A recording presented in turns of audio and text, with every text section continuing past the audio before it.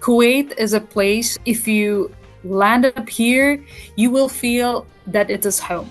Mm. Okay. I'm not just saying because I have my family here, my parents are here, but also anybody who moves from a different country to Kuwait, the environment over here, the people over here are so warm and they will make you feel home. Okay. And the lifestyle over here is simple. Food is amazing. Yes. So once you move over here, you will not feel that you need time to adjust over here. The only thing that might be a little difficult.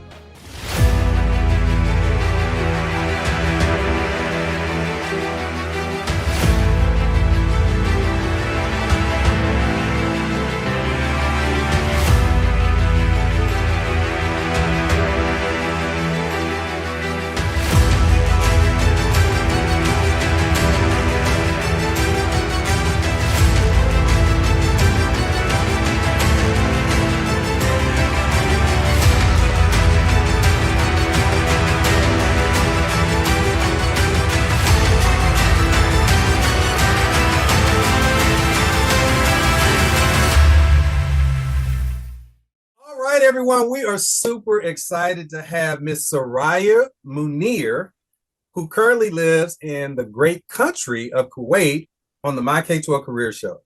Suraiya has been working in the field of K-12 education for, wow, almost 13 years. She's also in a Ph.D. program and in the final year of that. So she'll not be Miss Suraiya in a year or so. She'll be Dr. Suraiya. And we'll definitely have her back on the show to tell us about that once she becomes Dr. Suraiya. And I'm so grateful that she took time out of her busy schedule to share. So, Miss Suraiya, thank you so much for coming on the show. What's going on in your life and in your K-12 career right now? Firstly, thank you, Dr. Williams, for inviting me. I know that after you moved back to States, we have been thinking how we are going to make this video, how we are going to connect. We have few hiccups on the way, like the time management, the difference in time, and also our weekend is different right now. So putting all those things in mind, finally here we are, and I'm very happy to be on your show. Thank you. So you work and live in Kuwait right now, but that's not your home country. Can you go back to the beginning and tell us where you're from and how you ended up in Kuwait and where you're working? All right. So I'm native to Bangladesh. So parents moved to Kuwait. My father works here. He's still over here in Kuwait. And as I grew up, I did my initial study schooling in Kuwait. And then I completed my university and continued working in Kuwait. I still remember my first job as a teacher in one of the inclusion schools here in Kuwait. And back then, it was a challenge for me, truly. And now that you introduced, it's been 13 years in this field, I feel like, wow, I made it a real long way. All hard work pays off when you feel that whatever you're doing, you're doing it right. So I'm really happy being here in Kuwait. That's awesome. So you said you worked in an inclusion class. So you're, we use the term special education here in the United States. So you're considered a special education teacher? My specialization, although it's in special ed, my qualification is in special ed, but I have spent more time with kids with learning difficulties and disabilities. So when we talk about like dyslexia, dyscalculia, and then you also have a huge number of ADHD students here in Kuwait. Although ADHD is a neurological disorder, which is not directly a learning disability, but it is a barrier for learning. So it's considered as one of the disabilities or difficulties that we see among our students. We make sure our students can overcome their limitations and they are facilitated with different manipulatives, different learning tools, which makes their difficulty or disability smoother, or they're trained to overcome their difficulties as they grow up. That's awesome. Wow. So you've been doing that for 13 years? Absolutely. Wow. And counting. Okay, but now you're more in an administrator role, is that correct? Right. So now I'm the coordinator for Learning Support Unit and the Resource Inclusion. Okay. Learning Support Unit is catering students with learning disabilities and difficulties in smaller group. Mhm. And when I talk about resource inclusion, is when mainstream students are having difficulty in certain subjects. Like Right. a child might just have dyslexia, but it might be minor, and he is emotionally or socially fit to continue in a mainstream classroom. But when he has difficulties, let it be a language, Mhm. we pull the student out of the classroom to give different instruction or provide him with different learning tools, and then he can go back join his classmates in a bigger classroom. Nice. Over time he might be able to overcome, not 100%, but he might know how to deal with his difficulties. He will learn strategies how to learn and self-teach himself, and then he can continue like any other regular mainstream student. Awesome. Wow, that's amazing. Sounds like you have a really good program going on. You know, really are doing what's in the best interest of students over there in your school. So that's really nice to hear. Truly, truly. If a parent has two or three children and one of them has learning difficulty, they don't have to look for a different school or a different program elsewhere. It's all accommodated under the same umbrella in my school. So that's really helpful. That's awesome. So I know there are people that are watching you and me talk right now, and they are like, wow, you know, Miss Suraiya is working over in the country of Kuwait. Like, I wonder what it would be like for me to work over there. Are there still opportunities available in countries like Kuwait for people that don't necessarily live in Kuwait or not from that area, that they could actually come over and work in the Middle East in a country like Kuwait? Yes, definitely. Like for all these schools, whether it's international school or bilingual school, we always need new teachers, and we also need admin staff who are more experienced in different countries, and they can bring their knowledge to Kuwait, and they can easily get a job over here. We have more schools opening. The country is small, but we do need more facilities for school and for staff. So we're expanding, to be Oh, wow. honest, and we do need staff every year. As the schools are growing, we are opening new schools. And as you know, Kuwait, their first language is not English. So Sure. definitely English speaker teachers or admin is always in demand. That's awesome. So Dasman Bilingual School goes from early pre-K through 12th grade, correct? Right. Love it. How many students are in your school? At this point, almost we're reaching 3,500. Wow. Yeah, Wow. approximately. I don't remember it being that big. It did grow large, and all our departments are very functioning independently. And then we all connect, align our curriculum all together. So it's great. It's a great environment. That's awesome. So how does the hiring season work? So as we are speaking right now, it's December. When do they start hiring for the upcoming school year? Usually during December break, when we know like what are our openings for the following year. Mhm. So it's already put out, and throughout the year, we always welcome applications if we have any space. But if you want to be specific, when is the peak time of hiring, it would be around December, January. Nice. So let's pivot and talk about your PhD program. How long have you been in the program? It's been already 3 years. It's Okay. my final year now. Okay. I'm finalizing my thesis and hoping 2024 would be my final defense and I can defend it right. So, yeah, a lot of hope tied up with it. Oh, you're going to do it. We're going to speak that into the universe that you will be Dr. Suraiya in 2024. Congratulations in advance on that. Very good. Thank you. I'm sure it's a lot of work, you know. It's been a lot of work, but during COVID time, Actually, it was helpful because we were doing online learning, and that's the time I actually started with my PhD, where I was able to do a lot of reading, research, because not most of the days I was going physically to school. So that actually gave me a lot of time to prepare and also kept me busy. Okay. So I'm happy that during the COVID time, when we had so much restrictions, especially in Kuwait, we had like curfew time. We had a cut down when we can go out, when we need to be in. So everything was super restricted, and schools we were doing online.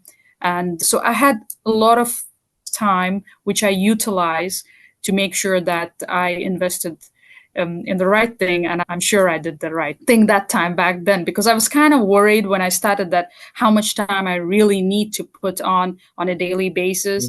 But it really worked out right. And now that I'm on my final stage, I just want to get it done and done. Oh, I get it. I get it. I know how that feeling is. Over here in the United States, they have an old saying, the best dissertation is a done dissertation. So yeah, I know you want to get that done. I guess they call them thesis over there. But yeah, I'm sure the best thesis is a done thesis by Dr. Suraiya. So yeah, it's going to work out for you. So what's next? Obviously, you're in the middle of the school year here, 2023, 2024.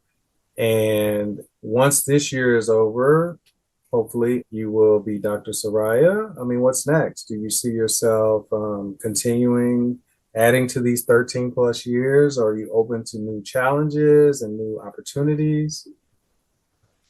Right now, like I said, I'm really happy what I'm doing. To be honest, moving from a teaching position to admin, it was so much to learn. And now, since I'm doing my PhD, I'm also learning a lot from there, from different professors, from my team. The earlier few projects I did with my colleagues who are Europeans, I have learned and I have accomplished a lot. And definitely, I wouldn't stop here. Okay. I'm definitely open for new challenges all the time. I'm looking for something bigger. Bigger in the sense I want to grow in my career. I want to share my knowledge.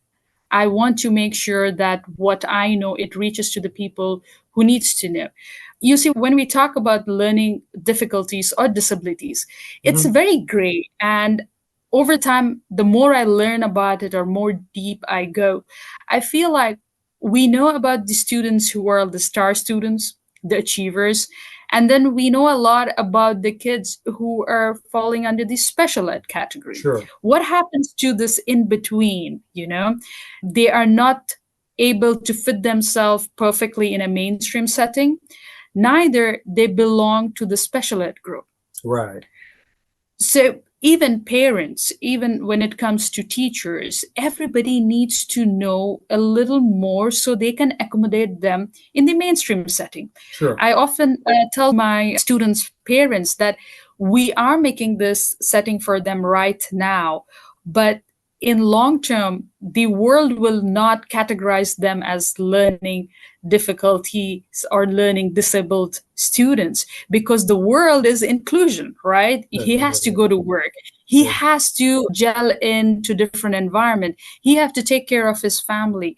So my approach is, through my academics or through my work, is to reach out to larger number and make an impact on them, because this will continue. And also, since we're talking about the PhD, my thesis is focusing on educational psychology and how self-regulation can make a lot of changes in our learning process. And that's actually true. I can also put myself as an example, because when I feel like I can take care of things around me and I can take care of my own emotions, I can perform better.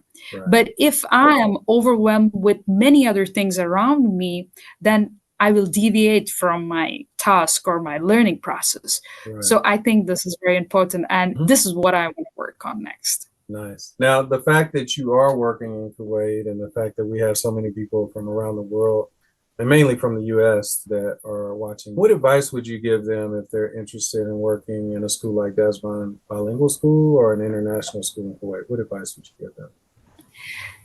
The little I can say about it is Kuwait is a place, if you land up here, you will feel that it is home. Okay. I'm not just saying because I have my family here, my parents are here, but also anybody who moves from a different country to Kuwait, the environment over here, the people over here are so warm and they will make you feel home. Okay. And the lifestyle over here is simple. Food is amazing. Yes. So once you move over here, you will not feel that you need time to adjust over here.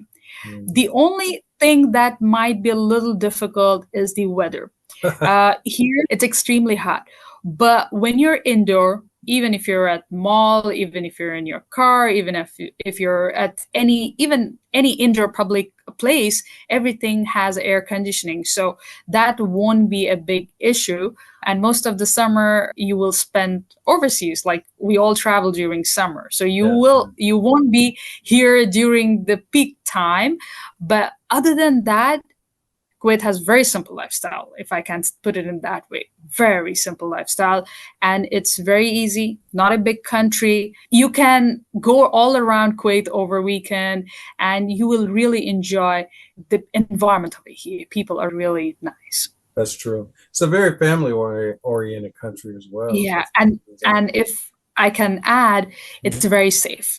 Yes. It's super safe. Indeed. You will never feel insecure over here, or you will never fear a theft or anything like that over here. It's the most safe place, I can tell you. That's very true. You did mention a little bit about your travels, and that's true. Like if you live in Kuwait, you're not going to be in Kuwait during the summertime. And I know when me and my family lived over there, we had the opportunity to visit some amazing places. What are some countries that you've had the opportunity to visit? I love traveling. So over the years, I did get to travel a lot. I had my recent trip this summer to Turkey, to Spain, to Portugal, and also to Andorra. Wow, so you went to 4 countries. Yeah, so that really worked fine. It was during summer, and since I had longer summer breaks, so I was able to move around. I enjoy road trips a lot so that I can see the landscape around me. So yeah, it was good. And not to forget, I love food. So I was able to try a lot of different cuisine, Mediterranean. Yeah, I just loved it. I just loved it. That's amazing. Yeah.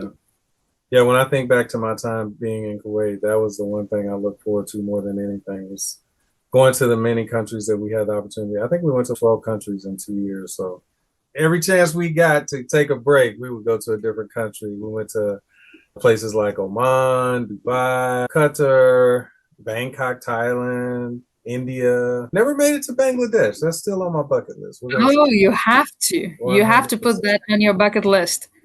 We're going to make that happen for sure.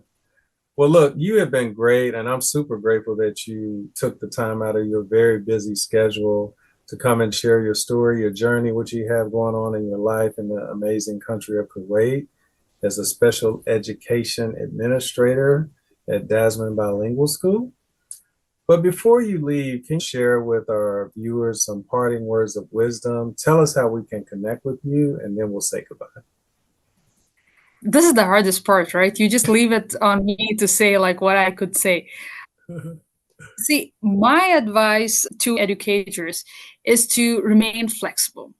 This is very important that I felt.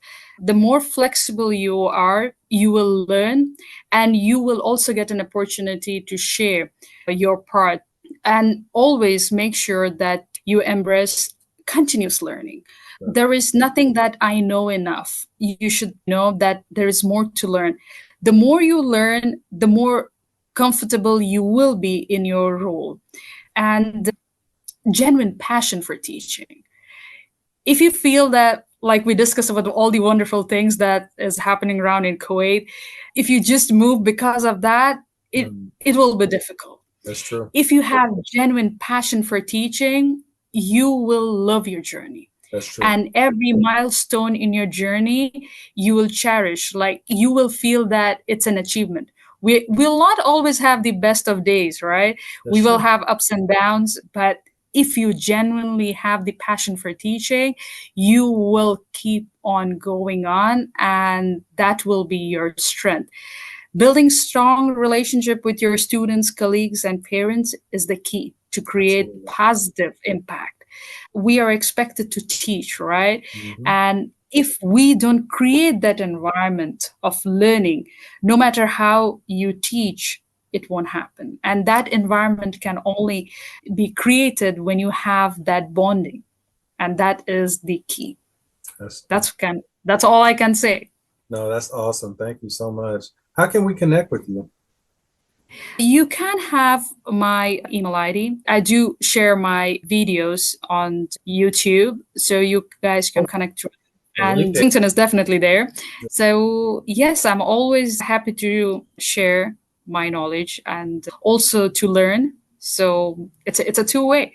100. And yeah, and I'm always happy, and I can always make time for people who likes to hear and share their knowledge with me.